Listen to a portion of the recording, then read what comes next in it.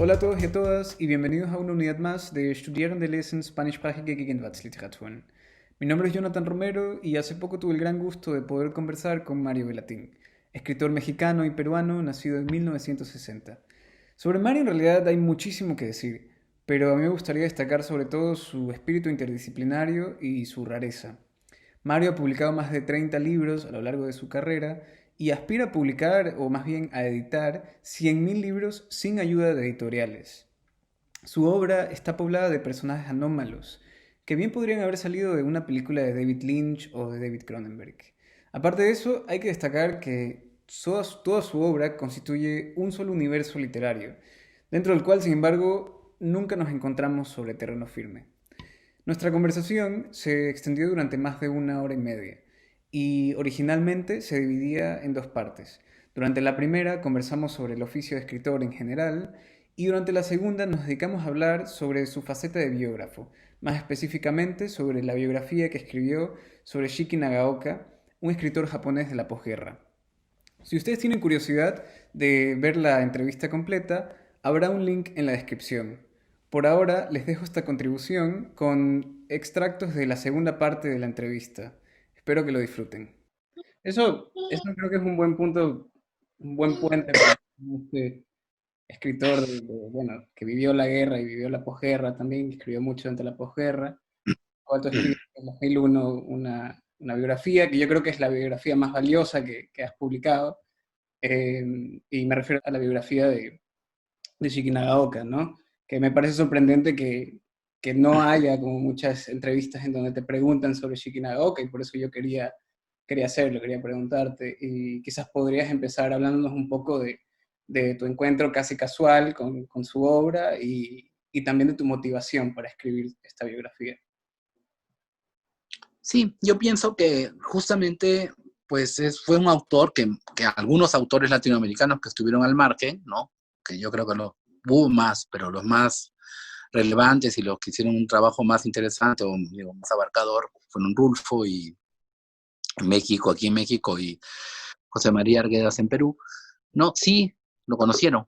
De alguna manera, esos par de autores, Arguedas y Rulfo, que también nunca fueron considerados como, no quisieron aparte, ¿no? No era que fueran o no, sino que ellos se negaron abiertamente, lo puedes leer en las cartas, ¿no? Entre ellos, descubrieron a Chique Nagaoka y lo publicaron, ¿no? Bueno, Arguedas hizo que lo publicaran en ediciones muy sencillas que yo descubrí cuando estudié en Perú, ¿no? Esos libros que me cautivaron muchísimo, ¿no? Y pues, y la gran obra que él tiene, pues es una obra que no se puede traducir, ¿no? Y que hay grupos también muy oscuros, ¿no? Es como si hubiese otra literatura que no es la que se estudia en las academias oficializadas, que no están en canon, ¿no? El famoso canon es el canon, ¿no? Que va cambiando, ¿no? Que no está en el canon, y que tampoco está en en los grandes monopolios editoriales, ¿no? Que de alguna manera ahorita son los que marcan las tendencias, ¿no? Las lecturas. ¿Y cómo fue el proceso de investigación? Bueno, yo hace tiempo vivía en Perú, ¿no? Y Perú era un desastre, ¿no? O sea, era así como, siempre ha sido un desastre, y sigue siendo un desastre y detesto ese país, pero digo, Lima. En ese tiempo, cuando yo estudiaba en la universidad, pues estaba tomada por Sendero Luminoso, ¿no? Sendero Luminoso había tomado la universidad por completo y no se podía estudiar, ¿no?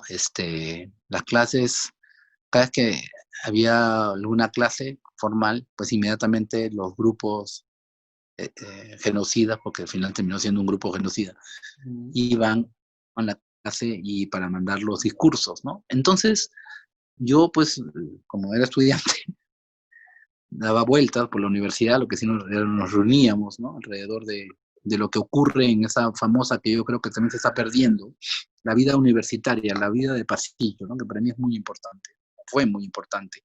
Y siento por mi propio hijo, etcétera, que eso también se va perdiendo, ¿no? O sea, lo que pasa más allá de las clases, ¿no? Mm. Y pues había muchos vendedores ambulantes de libros o pirateados o fotocopiados o ediciones rarísimas, etcétera. Y ahí fue que encontré este libro de Shiki Nagaoka, ¿no? De foto y palabra, ¿no? Y de pronto empecé a a ver que había pues un escritor del margen, ¿no? Un escritor de los márgenes, un editor que estaba fuera de las costas, fuera de lo que se debía hacer, y que de alguna manera pues utilizaba este, entre comillas, silencio como un arma de resistencia, ¿no? Porque pues él había sufrido pues todo lo que sufrió, ¿no? En su vida, entonces empecé yo a investigar cada vez más, y cuando alguien que fue a Japón encontró a la hermana, ¿no? Se dio cuenta pues que la hermana también estaba muy avergonzada, ¿no? De haber tenido ese hermano, ¿no? Que era como una especie de la vergüenza de la familia, etcétera. Entonces pues empecé a crear esa biografía pues a partir de retazos, ¿no? De retazos, de mentiras, de verdades, ¿no? De entrevistas. Conocí también Arguedas, ya no lo conocí porque pues, se suicidó en el año 69. Pero sí a su viuda, ¿no? A su última viuda, que se acercó muchísimo a nosotros, al grupo de escritores que estábamos estudiantes escritores, ¿no? Ujú. Y era una persona bastante agradable, ¿no? Y no nos hablaba de política, ni mucho menos, sino nos quería como hacer amiga nuestra, ¿no? Y luego, claro, menos mal que no seguí con esa amistad, porque pues se descubrió poco tiempo después que era una alta militante de Sendero Luminoso. Mm. Es, por eso también se puso también en juego, ¿no? Las ideas de Arguedas, ¿no? Porque Arguedas pues siempre que sufría tanto, ¿no? Este Perú, ¿no? Indígena, ¿no? Quechua, ¿no? Él era quechua hablante y al mismo tiempo este, con el español, etcétera. Había todo lo que no se ha resuelto aún, ¿no? Que pasa en Ecuador, que pasa pues, en los países donde hay una población indígena todavía muy fuerte, ¿no? Y bueno, y ella también me habló, pues le dije, ¿no? Le pregunté Chiquina Gaoka, entonces ella, bueno, así fue como me enteré que ese libro que yo había encontrado en los puestos, pues había sido editado modestamente por el propio Arguedas, ¿no? Y luego hay un misterio que tampoco se ha logrado hasta ahora resolver y justamente lo estuve hablando hasta hace poco con alguien, ¿no? ¿Cuándo Rulfo aprendió a tomar fotos, ¿no? Porque las fotos de Rulfo que son tan perfectas, ¿no? Hay tres cosas que tiene Rulfo que me parecen impresionantes y por eso de alguna manera te dije en algún momento que los textos cuando los estoy cortando de esa manera, los estoy construyendo de esa manera, son también para ser leídos. Pero Ujú. si tú escuchas, lo puedes buscar cualquiera en YouTube, un cuento de Rulfo leído por él mismo, nadie más lo puede leer tan perfecto, ¿no? Porque incluso encuentras cosas oyendo el cuento leído por Rulfo que no las encuentras cuando lees el cuento, ¿no? Entonces hay como una especie de perfección de Rulfo entre leer su propia obra, fotografiar su propia obra, porque las fotografías de Rulfo son impresionantes, no sé si las has visto, ¿no? Las fotografías de Rulfo. Y nadie se ha puesto a pensar que lo estaba haciendo con una Hasselblad de 4x4, ¿no? Que necesita, no lo estaba haciendo con un iPhone ni con una cámara digital, ¿no? Sino con una cámara que necesita, porque pues yo lo he vivido, porque yo estudié cine y entonces vi digital, perdón, cine analógico. Entonces, sí, necesitas un conocimiento muy grande, ¿no? De fotografía para poder lograr lo que Rulfo logró en imágenes, ¿no? Entonces, también averigüé, y sí, también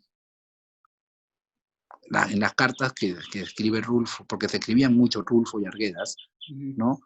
Contra todo el movimiento de los famosos, de los luminarias que había entonces, ¿no? De Vargas Llosa, García Manto, el boom ¿no? Que inventaron los españoles. Ellos de alguna manera se hablaban de ese autor, ¿no? Y de pronto me encuentro con otro autor boliviano, que es Jaime Sáenz, que también es un autor bastante de culto, y también hace un libro con fotos, ¿no? Las imágenes de La Paz, ¿no? Y de pronto es texto y foto, texto y foto, texto y foto, ¿no? Entonces hay como una especie como de cofradía extraña, ¿no? Que me hizo a mí, empezar a investigar cada vez más los datos sueltos, ¿no? Que fui encontrando y pues descubrí que había un grupo de estudiosos en París, ¿no? Que tratan de descifrar el gran libro, ¿no? Que no se puede descifrar, ¿no? Y eso también un amigo que estudió en Japón muchos años, yo le enseñé la portada que aparece en el libro, en la edición ilustrada, en la primera, en la sudamericana, y le enseñé, ¿no? En la portada, la letra que aparece, ¿no? El ideograma. Y me dice, no, pero ese ideograma no está, ¿no? No está dentro de un código determinado, ¿no? Y ahora pues lo enlazo con esto que te conté hace un tiempo, hace un rato, ¿no? De los sufis y el Corán, ¿no? La idea del Corán que hay que aprehenderlo, ¿no? En árabe, ¿no? Sin importar si conoces o no conoces el idioma, ¿no? O sea, entonces algo de eso también tiene mi propia escritura, que creo, ¿no? O quiero tener, ¿no? En el sentido de que es captar algo que está más allá de lo anecdótico, ¿no? Porque ahora que regresa Salón de Belleza, que va a haber una edición en inglés muy fuerte, no sé, por este regreso, ¿no? Como quieren pasarlo a pasar como el libro profético, pues sí, es algo que está más allá, obviamente, de un peluquero que tiene un salón que tiene peces, o sea, eso no importa, lo que importa es esta relación entre belleza, muerte, enfermedad, lo que estamos viviendo actualmente, ¿no? Que trasciende, pues, la anécdota, ¿no? Es, no sé, ver en las redes sociales, pues que pues, todos los días se mueren miles de gentes y gentes pues conocidas, etcétera, ¿no? Lo que pasó en Ecuador fue terrible, lo que pasa ahora en México es terrible, lo que pasa en Perú es terrible, lo que pasa en Brasil es terrible, no sé. Entonces, bueno, tú estás encerrado también por esto, o sea, si me explico, estamos, y aparte, como que poniendo en práctica esas ideas místicas, ¿no? De que todos estamos unidos de alguna manera, ¿no? Es cierto, ¿no? Aquí ya lo vemos de manera concreta, y también que esta relación entre enfermedad, belleza y muerte, pues es universal, ¿no? Y no importa cómo se presente la anécdota, ¿no? Que es sencillamente para mí, la anécdota es, la utilizo, ¿no? Para captar la atención de un lector, para que transcurra en esas páginas y descubra eso otro, ¿no? Que es lo no dicho, ¿no? Porque para mí lo más importante de un libro es lo que no se dice, ¿no? Lo que no está presente, ¿no? O sea, los silencios, sí, lo que de alguna manera Chiqui Nagaoka trabajó también, ¿no? Eso, porque poco a poco, utilizando la fotografía, y luego hasta que llegó pues, a lo no dicho, ¿no? A lo no dicho y sí dicho, porque supuestamente los nagaokistas sí descubren que sí hay una estructura armada, ¿no? Muy estricta, muy escrupulosa. Lo que pasa es que no se sabe qué dice esa estructura, o sea que sí hay algo allí, hay un mensaje, pero no se sabe cuál puede ser el mensaje, ¿no? O sea, por lingüistas, ¿no? Yo recuerdo ciertos lingüistas, para mí hacían como magia, sobre todo con las lenguas de las tribus selváticas, ¿no? Con estos tantos idiomas que hay en la selva amazónica, ¿no? Y entonces ellos tenían que descifrar de alguna manera textos en lenguas que no conocían, ¿no? Pero entonces iban como miraban horas el texto, ¿no? E iban diciendo, bueno, aquí este debe ser el predicado, este debe ser el sujeto, aquí debe ser, ¿no? Y entonces empezaban como de alguna manera a buscar una lógica, ¿no? A estos distintos idiomas, ¿no? Independientemente que lo conozcas o no lo conozcas. Quería quedarme un rato en la cuestión del libro intraducible, ¿no? Este libro que nadie, o bueno, que incluso que muchos han intentado descifrar, y que a partir del surgimiento de los nagaokistas en París empezaron a proliferar asimismo teorías y otros movimientos en otros países. Y te quería preguntar sobre esas nuevas teorías que hay sobre el contenido de este libro, ¿no? Si has escuchado alguna que te ha llamado la atención por su verosimilitud o simplemente por su creatividad y por qué crees a qué se debe que difieran tanto entre ellas. Bueno, hay algunos que han llegado así más lejos que otros, ¿no? Incluso uno en México, un estudioso que se llama Pablo Soler Frost, que es un escritor, también fanático de la literatura japonesa, ¿no? Y él sabe de japonés, ¿no? Es un estudioso, y que de alguna manera, pues explica un poco, ¿no? Las razones por las cuales se lanzó esta bomba atómica, ¿no? O sea, como que de alguna forma tiene una explicación sobre esa mudez, ¿no? Que prefirieron guardar los japoneses, ¿no? Frente a esa vergüenza que se tuvo, ¿no? En la cual tuvo que abdicar el emperador, ¿no? Y que tuvo que decir, pues, durante siglos, ¿no? Es que se equivocaron al final, ¿no? O sea, ellos como sociedad se sienten muy avergonzada, pues porque después de haber estado 5 siglos hasta finales del siglo XIX encerrados, pero encerrados realmente, ¿no? Una sociedad autárquica hasta lo máximo, ¿no? Y de pronto se abre a finales del siglo XIX, a principios del XX, ¿no? Y se crea toda esta como locura, ¿no? De los famosos artistas del mundo flotante, ¿no? Donde surgen, pues, autores que de alguna manera dialogan con autores europeos, etcétera, y crean, sí, un arte y una escritura fantástica, pero de pronto se empieza a establecer esa discusión, ¿no? Entre modernidad y tradición, ¿no? Y que termina, pues, en una debacle impresionante, ¿no? Ahorita que dijiste justamente el rol de mediador, de cierto modo tú has funcionado, fungido como un mediador de la literatura de Shiki, ¿no? O sea, para el momento que estabas escribiendo, de Shiki Nagaoka, perdón, para el momento que estabas escribiendo y terminaste de escribirlo en el 2000, eh, estabas surgiendo este nuevo grupo, como mencionas en tu biografía, de nagaokistas en México y se estaba instaurando esta cátedra en la Universidad de la Península, en Japón. Eh, ¿Qué pasó después de la publicación? ¿Cuál fue el impacto que tuvo la publicación de tu biografía sobre, pues... No, justo en la Freie Universidad, la Universidad Libre de Berlín, ¿no? Preguntaron, ¿no? Que no lo tienen en sus archivos, ¿ah? Eso sí fue muy curioso, ¿no? Que de pronto en la parte de literatura japonesa, ¿no? Y le preguntaron a un filósofo, ¿no? Carlos Pereda, filósofo muy importante aquí, kantiano, mandaron a preguntar, oye, pero ¿quién es ese filósofo, no? Que no lo tenemos en nuestro registro, ¿no? Sí, mediador, pues somos todos mediadores, ¿no? Mediadores de todo, de la vida, de las constancias bíblicas, de los libros sagrados, porque hay que leerlos, pues lo que pasa es que las religiones han venido a estropearlo todo. O sea, porque alguien piensa que leer la Biblia o el Antiguo Testamento es porque es católico, cristiano o musulmán, ¿no? Porque los sufis no somos musulmanes, ¿eh? Se pasa por lo musulmán, pero se pasa por una razón muy curiosa, que lo dije en algún momento, que el Corán es el único libro que no ha sido manipulado. Todos los otros libros han sido manipulados por el hombre. No, o sea, porque el registro, como surgió en el año 700, no sé, entonces se quedó ese libro y ese libro está intocado, nadie lo puede tocar, o sea, ni traducir, por eso, ¿no? O sea, o sí lo traducen, pero como referencial. Pero el libro no ha sido como la Biblia, la Torá, etcétera, pues que son libros que se pierden en el tiempo y que han sido reescritos y traducidos y han pasado al griego y han pasado al latín, etcétera, ¿no? Bueno, que también es otro de mis grandes ídolos, ¿no? San Jerónimo, ¿no?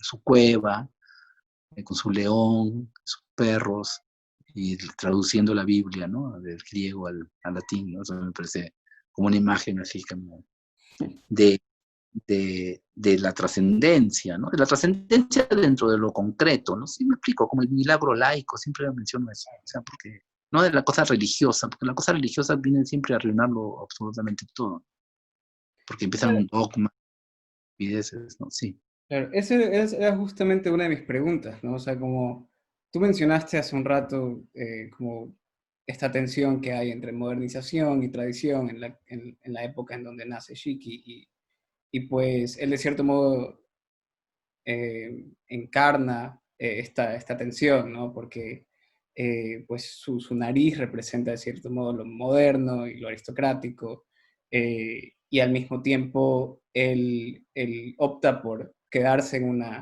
en la tradición literaria japonesa, y eso se extiende incluso, utiliza la fotografía, una técnica muy moderna, pero solamente en función de esta tradición literaria japonesa, como siempre se queda dentro de lo tradicional, ¿no?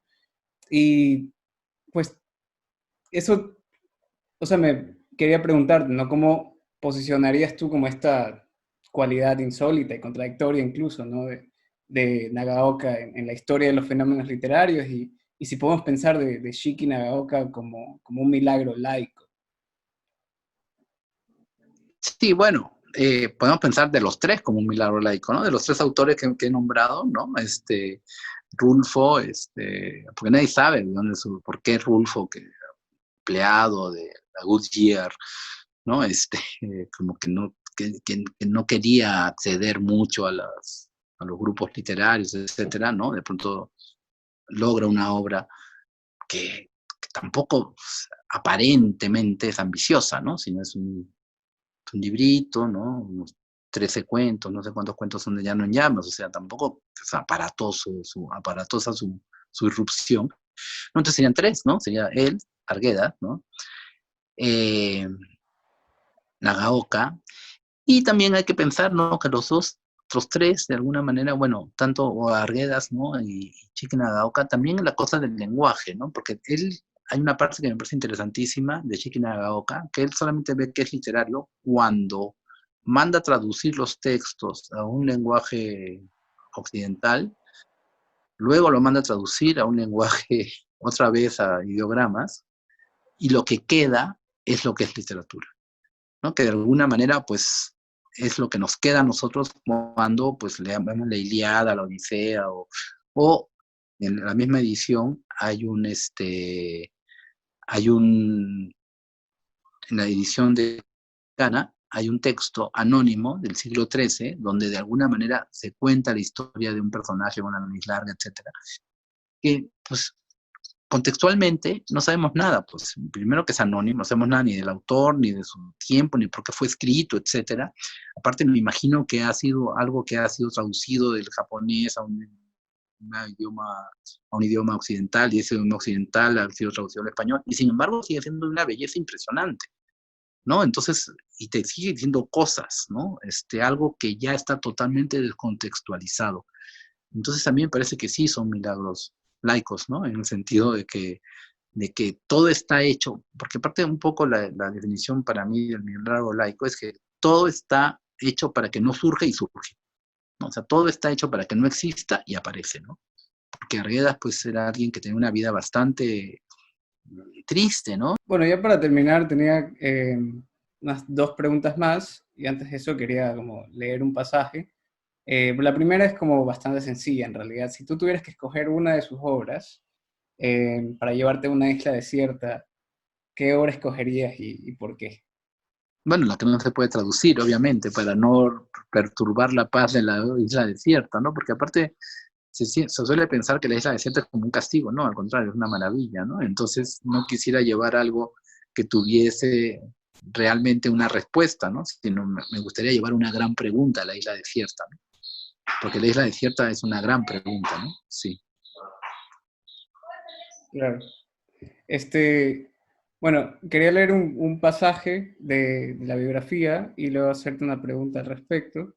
Eh, Empiezo. Es interesante detenerse en estos dos autores porque de alguna manera ambos compartieron con Shiki Nagaoka el gusto por llevar vidas personales, fuera del dominio público. Además, los tres creadores fueron de cierto modo construyendo sus propias biografías en los libros que escribieron. En el caso de Juan Rulfo, se dice que agonizó en su cama, musitando la estructura de una gran obra que nunca construyó. Fue espectacular la muerte de José María Arguedas, quien acabó con su vida luego de terminar de redactar el diario de un suicida.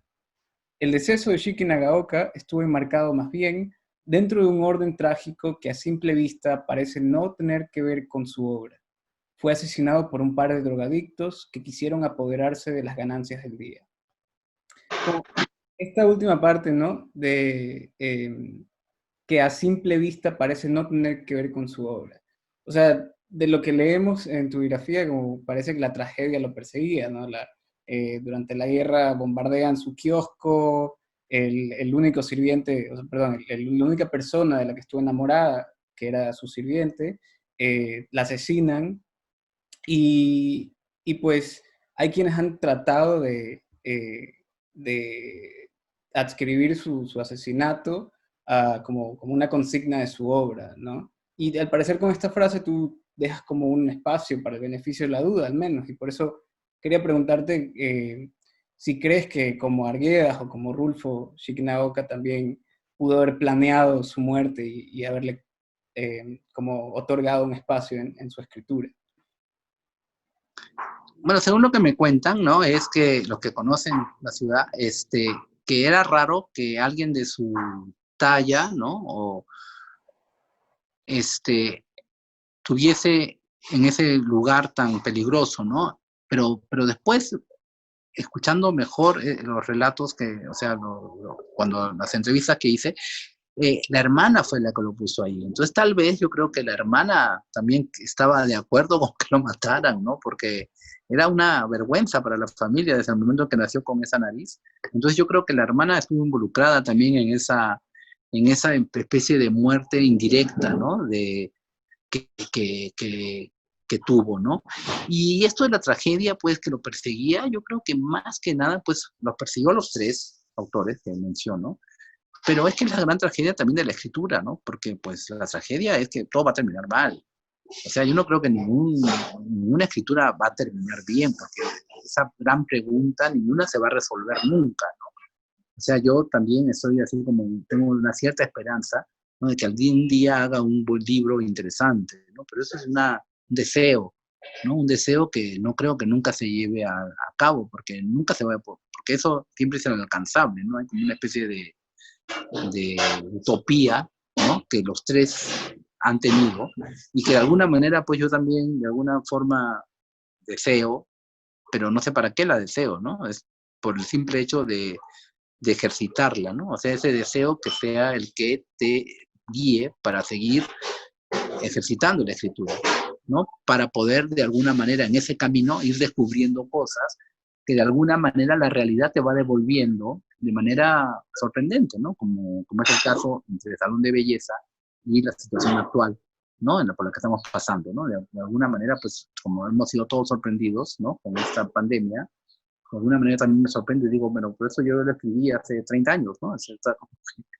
Este, y bueno, eso, que es un gran fracaso, ¿no?